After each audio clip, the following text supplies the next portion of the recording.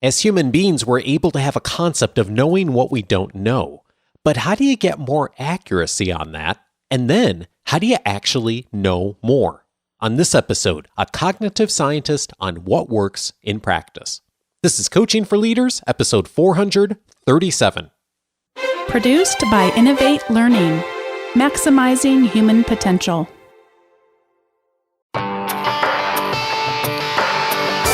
Greetings to you from Orange County, California. This is Coaching for Leaders, and I'm your host, Dave Stachowiak. Leaders aren't born, they're made.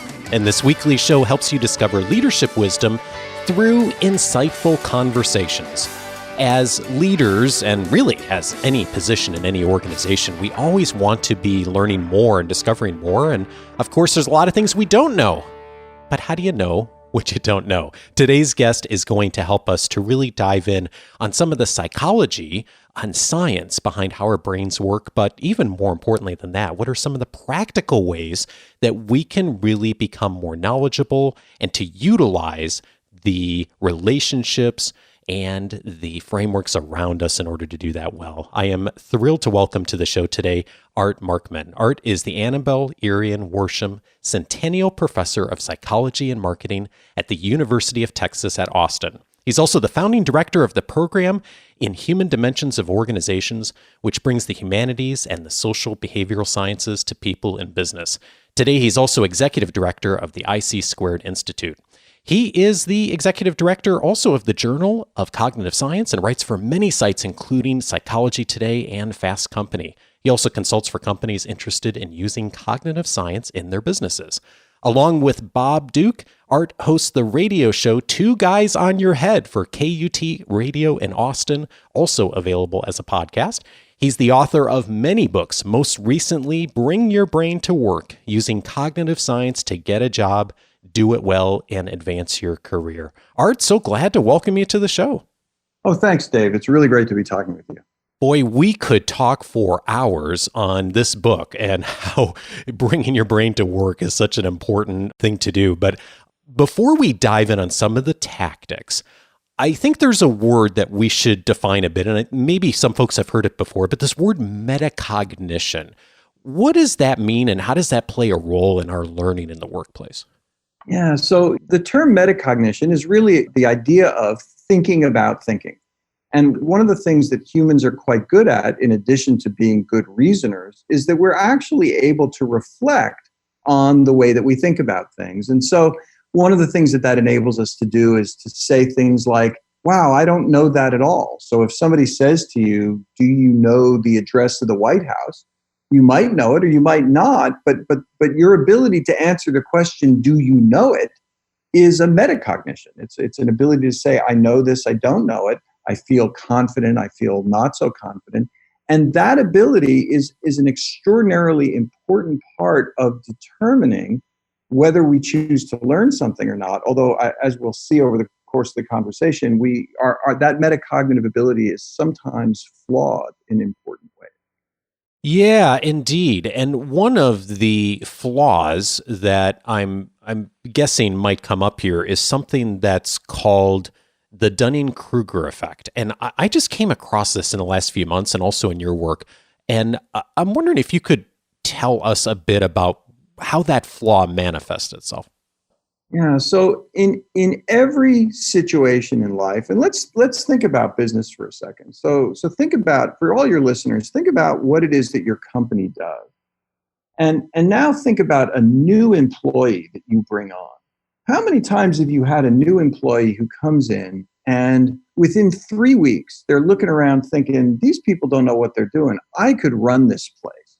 And you think to yourself, they have no earthly idea what it takes to run a business like this. And that's a reflection of this Dunning-Kruger effect, which is, in general, people tend to be overconfident in their abilities to do things.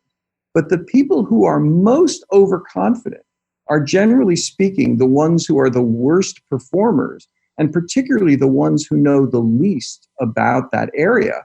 And that's because the less you know, the less that you even understand what expert performance would require. And so you think to yourself, how hard could it be? And of course, if we put somebody in charge of something who doesn't really know what they're doing, that can have disastrous consequences. So if I know a little bit about something that, and then I think I know a lot about it because I know a little bit about it, that's where this comes into trouble for us, right? Of just casual exposure and not really the depth of experience that someone may recognize who's been doing the work for 5, 10, 15 years. Exactly. And partly because often when we learn about something for the first time, we learn about it abstractly. We learn some general principle. And so then we think, well, that seems pretty simple. But of course, as the old saying goes, the devil's in the details. And so one of the things that's required to be successful is actually to dig down and do all of the specific steps and make all of the specific plans and handle all of the specific obstacles that are going to come up in your way when you are trying to do anything difficult. And the less you know, the less you even appreciate the degree of complexity that is required to get something done. And so your own metacognitive ability improves as you become more expert because you have a better idea of what to look for. You recognize the danger signs for things that are going to go wrong earlier, and you have strategies that you can bring to bear to help you to fix things as problems arise. And so to me, that's really the centerpiece of the danger underlying this Dunning-Kruger effect. And I'm guessing that this falls in the category of things that it's easier to recognize in others and a lot harder to recognize when we are falling into that trap ourselves. And I'm curious, are there ways that we can approach new situations that we don't have the experience, other than spending 5 or 10 years developing that experience, that we can recognize our own propensity to perhaps overassume the amount of information we know?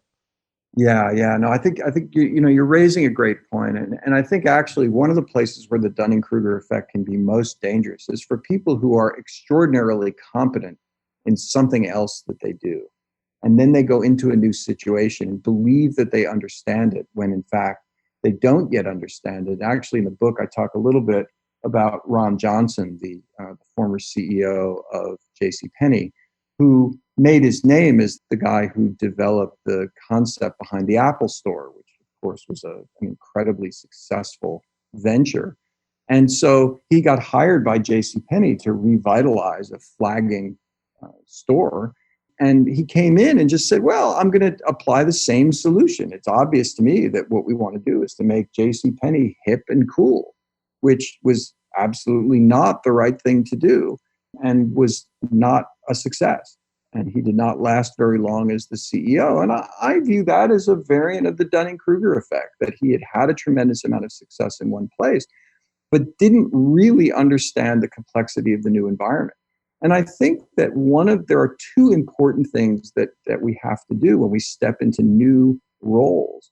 One of which is to have some humility, meaning to make the assumption up front that we are not the most knowledgeable person in the room. And I didn't say the smartest person in the room. I mean the most knowledgeable person in the room. And I think that we have to recognize that there's probably a lot that we don't know. I think so having some humility there is important.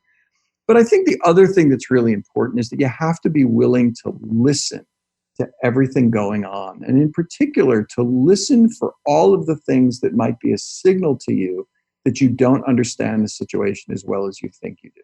And by listening a lot early on, you give yourself a sense of where are some of the biggest places where I might be missing knowledge so that you can begin to shore up some of your expertise in areas where you might be missing something. I know you do a lot of work supporting organizations, Art, who want to get better at doing this.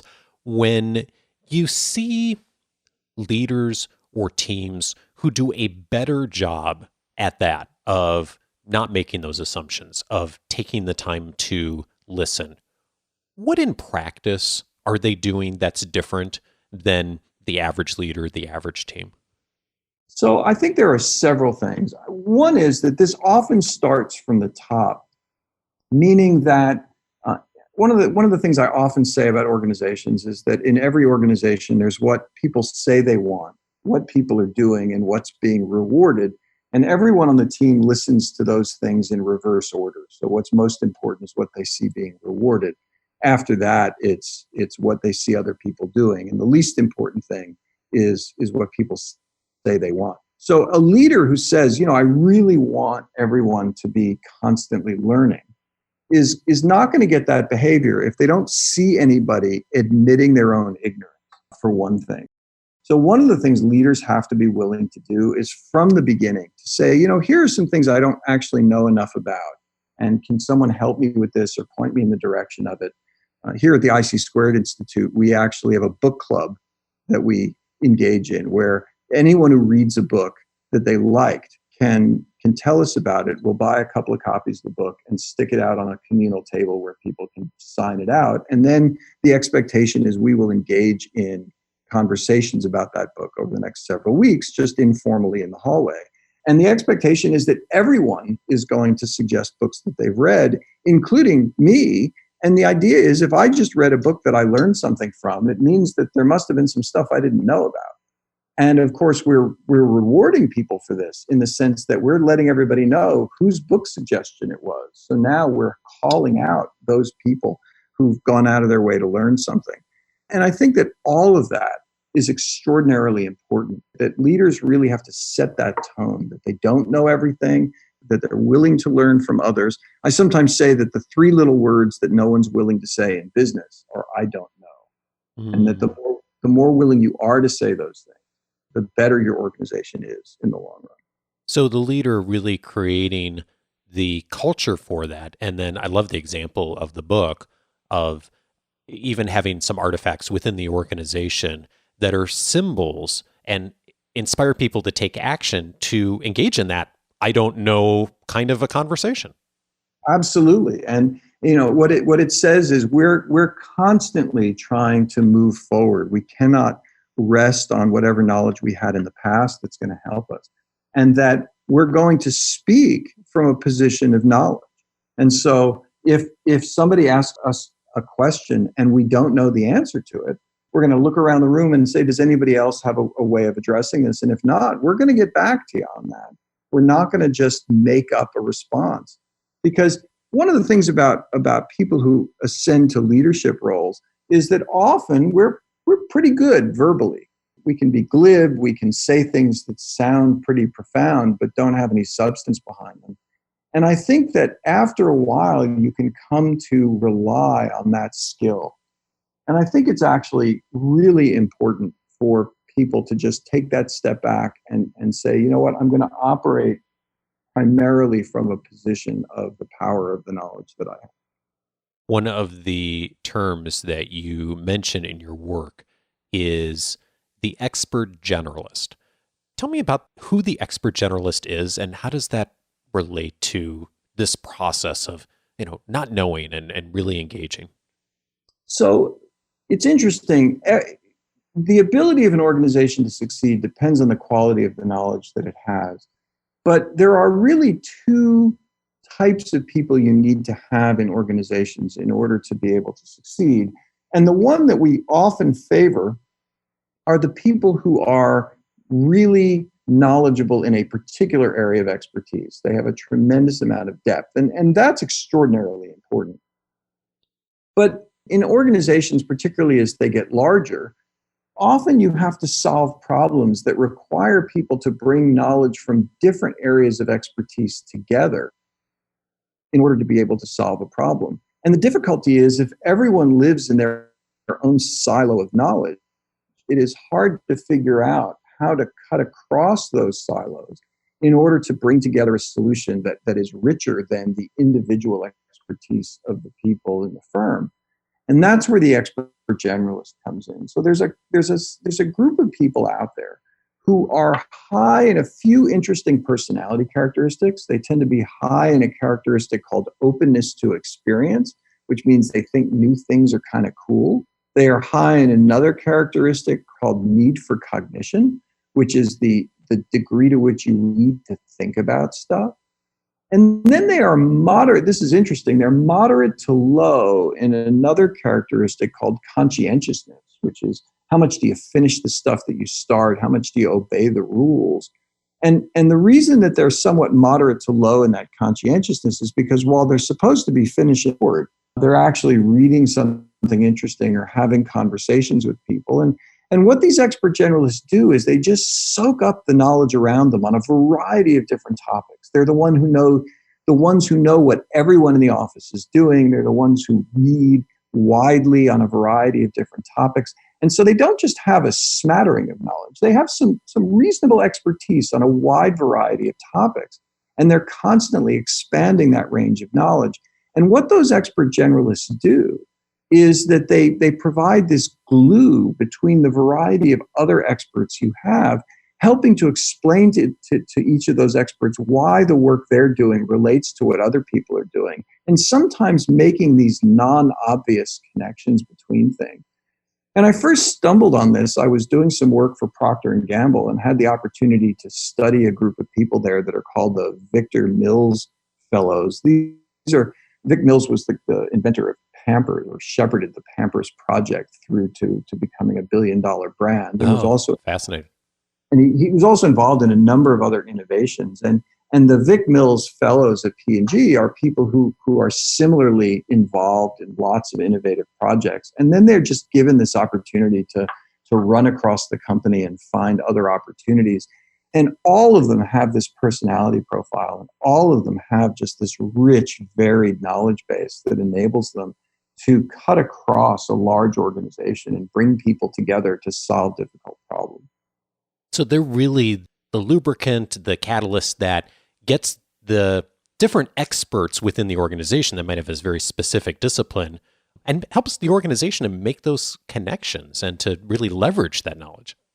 That's right. Of course, the interesting thing about them is because they're moderate to low in conscientiousness, often they have a hard time early in their career because managers of early career people tend to like very conscientious people where you give them a project and they finish it.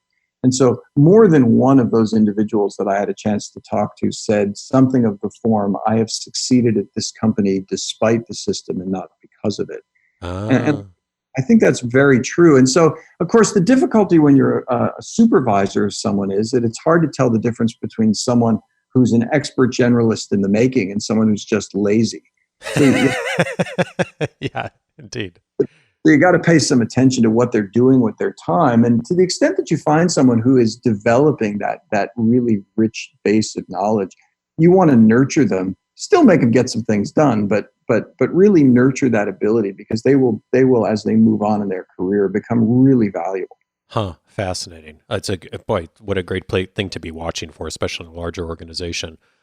And this actually leads into one of the key points you make in the book, especially around learning, is the most powerful source of knowledge is the people around you. And there's one section that really leapt out to me as I was reading it. And this is a quote. You write, "Many organizations recognize the importance of mentorship to employee success. So they have mentorship programs in place. Soon after being hired, you may be contacted by someone who you are told is your mentor. The two of you go out for coffee or lunch and talk, and you may never really talk to that person much again. A mentorship program like this fails because it's inorganic." Tell me what you mean by inorganic and where's the failure? Yeah, so the problem is that an inorganic program is one in which you match people up without actually having any sense of what it is that the mentee needs and what the mentor has to offer that specific person. So often you pick people as potential mentors who have experience with the company, have been successful, they certainly have knowledge, but whether they have the kind of knowledge that this particular person needs is anybody's guess. And so a more organic approach is to do two things. The first is to recognize that there probably isn't a single individual who is going to have all of the knowledge that someone needs. And so we want to encourage people not to have a mentor, but rather a mentoring team. And the other is to really empower the mentee to find that mentoring team, to reach out to people, to find folks who have what they need, and then to ask them to serve in that mentoring role. And one of the great ways to make that happen, again, thinking about this what you say, what you do, what you reward aspect, is for people in leadership roles, when someone new comes to the company, to look for something that that person knows how to do that's really interesting and take them out for a cup of coffee. So now you've got this new person in the organization, and somebody senior comes in and says, I notice you're really good at, who knows, you're really good at social media. I would love for you to show me a little bit more about how you use Instagram so effectively. Because what that says is no matter where you are and who you are looking for people around you who know how to do things you don't know how to do, and then picking their brain out. So you're doing an aspect of even more of like a peer mentoring, or I think Jack Welch popularized the term of reverse mentoring, where you're learning as much from the quote unquote mentee as they would be learning from you, and vice versa. Absolutely. And then I think the other thing is you really want to encourage people to find a team of people. And in the book, I talk a little bit about some of those people you want. So for example, you want to have a superstar in your lineup who is somebody who has that career path that you want, where you all you want from them is just to sit at their feet and hear the stories of how they navigated the career to get where they are, so that you can begin to soak in the path to success. But you also want to have a good coach who is often not that superstar. A good coach is somebody who's willing to not tell you what to do, but to walk you through the process of solving some of your most difficult problems, so that later you hear their voice in your head when you're trying to solve a problem and are able to do the things you do more effectively. And of course, there are other people you need. You need somebody who understands the way your organization works and knows who you're supposed to talk to in order to get things done. And you need a great connector. Everyone needs at least one person in their lives who has an amazing Rolodex that they're willing to share, so that when there's somebody you need to be in contact with, whether it's inside of your organization or outside, that they can provide that connection and help you to expand your knowledge base by tapping the expertise of other people. And I think that as you begin to get more comfortable at just learning from a wide variety of people, you put yourself in a situation in which no matter what problem you're facing, you have this small army of people who are there to help you. Yeah, this is really, to me, so profound, what you've uncovered, and just looking at the research around this, that I think a lot of times we think about traditional mentoring programs or getting a mentor even on our own as a single person. And you really are challenging people to look at this as a team approach. And I'm guessing also that you may not literally go up to that person and say, hey, I want you to be my superstar mentor, but just beginning to build a relationship where you're conscious of how you then make that connection and what you want to learn from that person.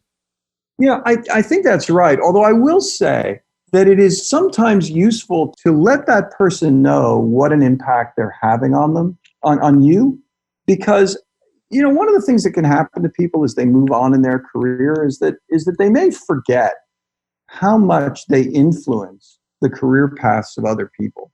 And I think it's valuable for people to be able to internalize, I'm not only am I a good performer in a particular way, but I'm actually having this broader impact on my organization because people have come to me to tell me that I've done valuable things for them. And so I think, providing that feedback that, you really have been a mentor to me is something that I think is just a wonderful way to provide what I think can be very important feedback to people who have helped you.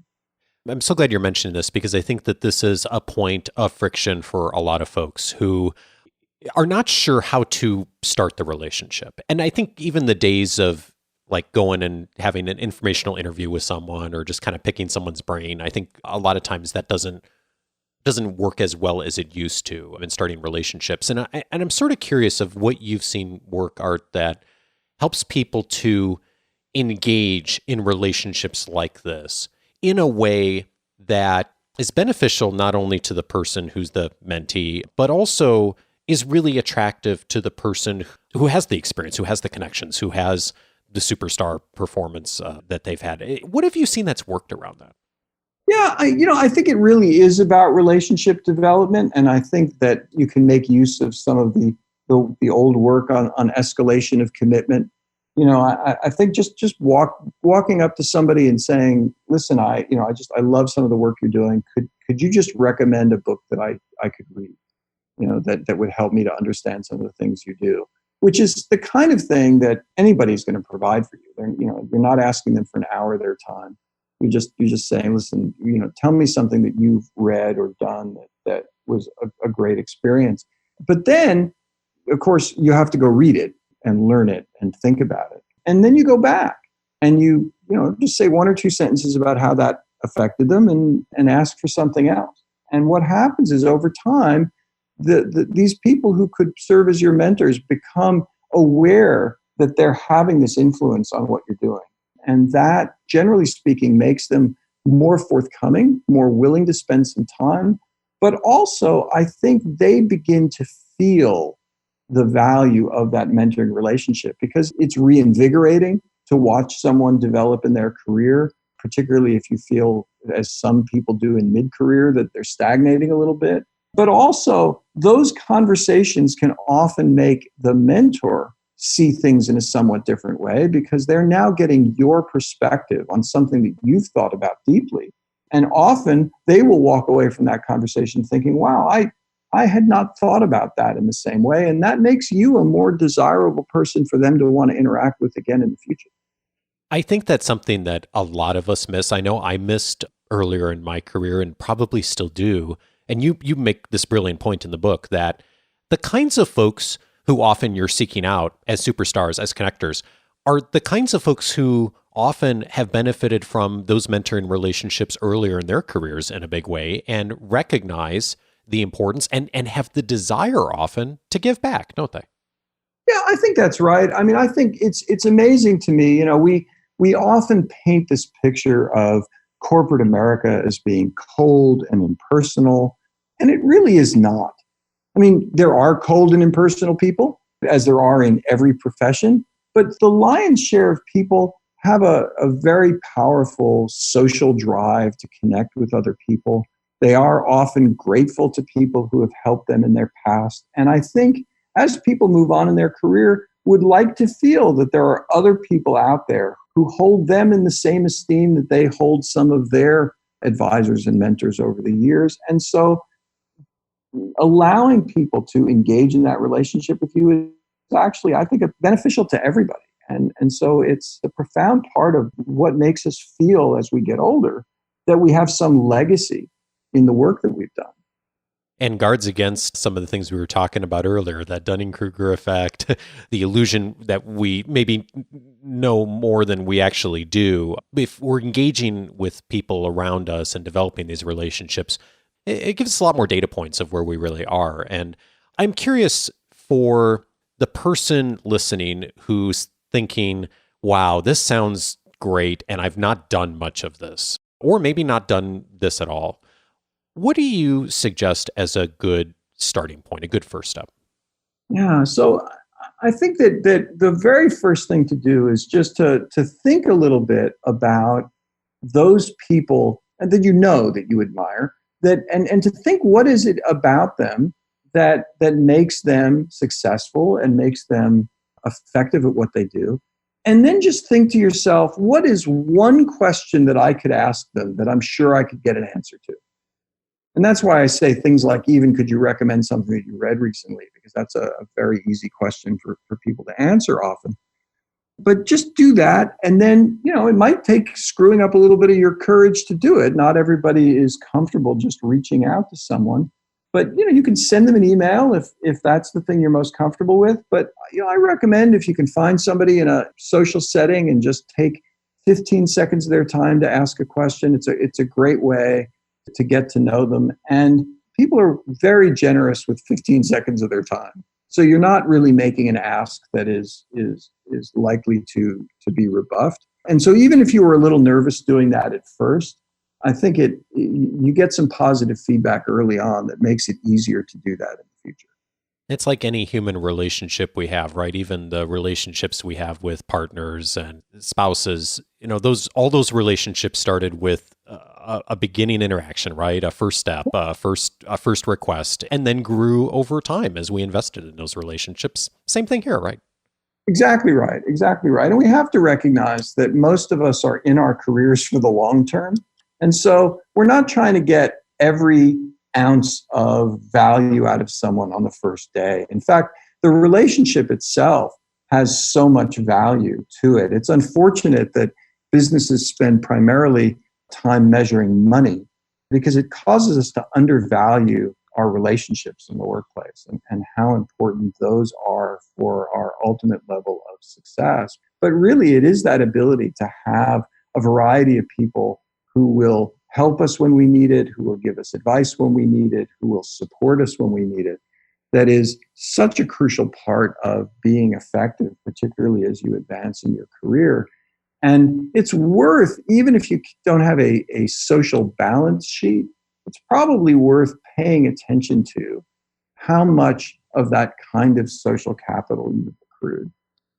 You said the word variety a moment ago, and I'm thinking about having read the book and all the references you have to jazz in the book. And you're a saxophonist, and I know you play in a ska band and talk to people about jazz and leadership. And I'm curious, as you've thought about jazz and music and leadership, what has being a musician taught you about how to lead and influence well? You know, it's so funny. So in my mid 30s, I decided to take up the saxophone, and at the time, I just thought I was doing this to learn a new skill. It would be fun, might get me out of the house every once in a while. My hope was that in 10 years of playing, I wouldn't suck, which is about the amount of time it took me before I was any good. But what I didn't recognize is the number of ways in which playing music, and particularly playing music with other people or around other people, influences the way that you think about your work and leadership and success. So, for example, this idea that I talked about earlier in the podcast about the importance of humility and listening is actually something that comes out of one of the lessons that they teach jazz musicians early on, which is what I sometimes affectionately call the first law of jazz, which is that whenever you sit in with a new group of musicians, you should listen more than you play. Because there's a tendency to want to come in and immediately establish yourself as a decent player and to, throw out a whole bunch of great lines on your instrument. But when you do that, there's a high probability that you're not going to fit in with whatever style everyone's playing. And it's far more important to listen to what the other musicians are doing and to fit yourself in with the vibe that they've created. So that notion of really becoming a good listener, even when people have expectations of you, is one thing. But another one that's really important from the standpoint of learning is that a lot of times we can get hung up on our mistakes. And I remember early on in taking saxophone lessons, I was trying to learn to improvise, and I would just blow a really terrible note, and I would stop. And my saxophone teacher who's a wonderful guy, he would put his hand up to his ear and he'd look up into the sky and he'd say, "It's gone." So don't let that influence your ability to move forward. Learn from it, but don't let it stop you. And I think that a lot of us are so afraid of making mistakes, particularly when eyes are on us, that we're unable to move forward. I played a show last night, and I will admit I blew a couple of notes that weren't particularly good ones. But I don't think anyone listening to the show would know that because I didn't let anybody know I thought that they were bad notes. I just kept moving on. And today I could think a little bit about what I did and what I might do differently in the future. But I wasn't afraid to keep going just because I had made a mistake. And those are the kinds of things that I think doing something like playing jazz permits in thinking about the rest of your life, the rest of your career. Art Markman is the author of Bring Your Brain to Work Using Cognitive Science to Get a Job, Do It Well, and Advance Your Career. Art, thank you so much for your wisdom. Oh, thanks, Dave. It was a pleasure talking with you.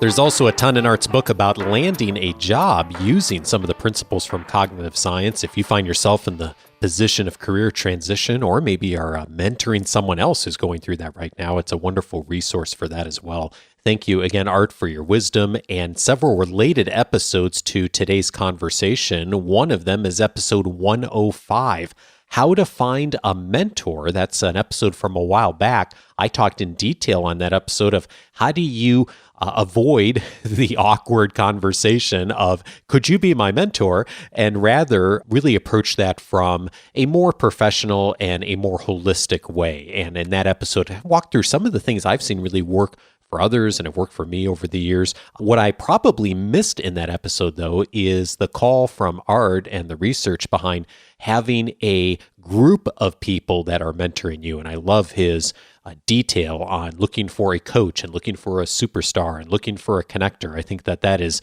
absolutely changed in my thinking over the years, and especially since that episode aired.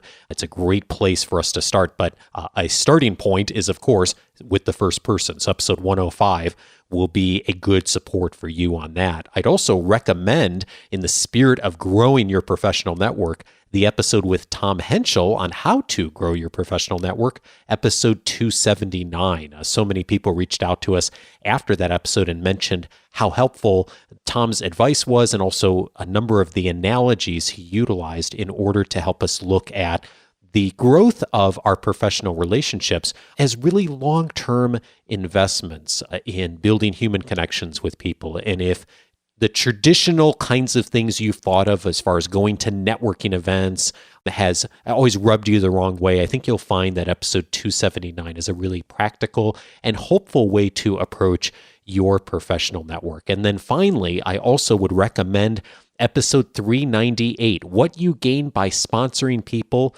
with Julia Taylor Kennedy. She walked us through some of the research on the distinctions between mentorship and a new term that has emerged, or at least a newer term called sponsorship, of how to take a step beyond just providing advice and now actually really advocate for others within your organization. It's hard probably to go out and ask and seek for a sponsor at the beginning, but those of us who are further along in our careers and have influence in our organizations absolutely have the opportunity, and I would even argue the responsibility, to be looking for people to sponsor, especially those who might not be represented as well in the organization for whatever reason. That is a really important conversation, and if you haven't thought about the distinction between mentorship and sponsorship, I absolutely would recommend episode 398 with Julia Taylor Kennedy. All of those will be listed in this week's weekly leadership guide, as always, and you can access